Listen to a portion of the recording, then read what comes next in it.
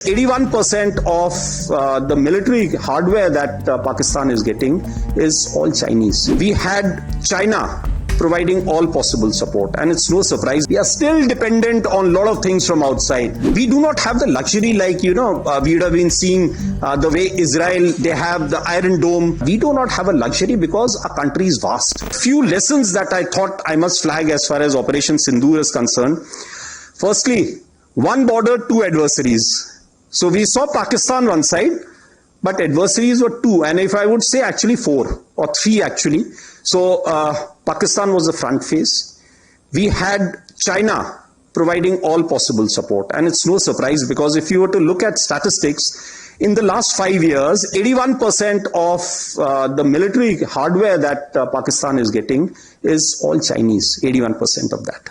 So it's no surprise. And China, of course, the good old dictum, killed by a borrowed knife, 36 stratagems that China talks about, killed by a borrowed knife. So he would rather use the neighbor to cause pain than getting involved in the mud slinging match on the northern border. So that is what he's seen.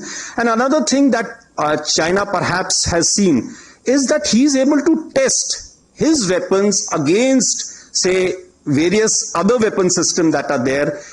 It's like a live lab which is available to. So it's a good, that is what is something we have to be very, very cognizant about. Again, Turkey also played a very important role in providing the type of support that was there. Bayraktar, of course, he's been giving from before. We saw numerous other drones also coming in, landing in the face of war, during the war, along with trained sort of individuals who were there. The next important lesson is the importance of C4ISR and civil military fusion. There is a lot to be done as far as this domain is concerned. The DGMO level talks were going on.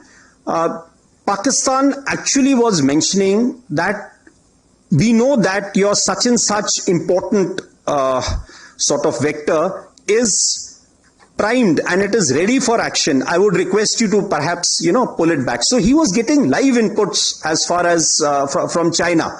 So that is one place we really need to move fast and take appropriate action. I talked about electronic warfare, and need for robust air defense system is something, again, our population centers also need to be protected. Of course, as far as the other, we do not have the luxury like, we would have been seeing the way Israel, they have the Iron Dome and a number of other air defense features that they have. We do not have a luxury because our country is vast. So, and such things cost a lot of money.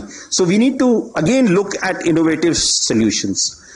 Another lesson I think from Operation Sindoor was need for a secure supply chain. So we found, Mr. Ashok again talked about that the pain because an equipment was not inducted on time.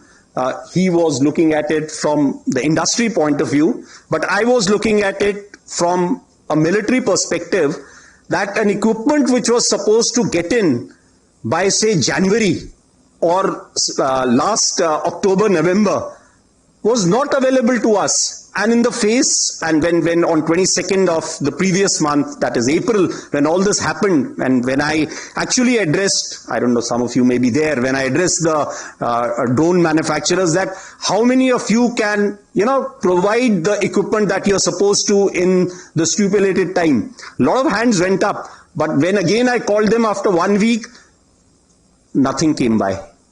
The reason is because our supply chains, we are still dependent on a lot of things from outside. Had all those equipment been made available, the story may have been a little different, right? So it is both sides. We need to look at that.